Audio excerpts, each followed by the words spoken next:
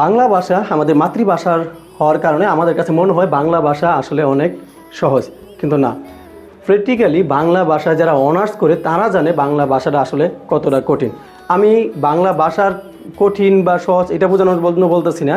So আমি আপনাদেরকে শুধু একটা ধারণা দিতে যাচ্ছি যে বাংলা ভাষার থেকে ইংরেজি ভাষাটা কতটা সহজ। দেখেন, বাংলা ভাষার কিন্তু কাজ বা ক্রিয়ার রূপ রয়েছে 29টা না 30টা, মেবি এরকম হবে, 29 থেকে 30টা এরকম হতে পারে।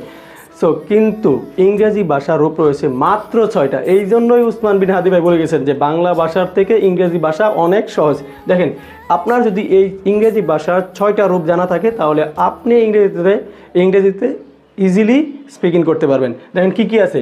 ভার্ব 1 যেটা বেস ভার্ব বা আমরা নেগেটিভ ভার্ব বলি, ভার্ব 2, হ্যাঁ, ভার্ব 3, আর ভার্বের সাথে আইএনজি, ঠিক আছে, তারপরে ভার্বের সাথে ই বা ইএস, হ্যাঁ, দেন টু বি ভার্ব। দেখেন এই যে ভার্ব 1, ভার্ব 2, ভার্ব 3, ভার্বের সাথে আইএনজি, ভার্বের সাথে ই বা e s, then to be verb. এই 6টা রূপ যদি আপনার জানা থাকে, আমি একটা এক্সাম্পল আগে দিয়ে নেই। ভার্ব 1 ধরেন, আপনার ভার্ব 1 যে কুক, ভার্ব কুক, এটা কিন্তু কোনো মানে এর কোনো লেস টেস কিছু লাগানো নাই, একদম নিরামিষ যেটা বলি, নিরামিষ ভার্ব। ভার্ব 2 হলো কুকড, দেন ইডি যোগ করে কুকড হলো। Verb 3 same,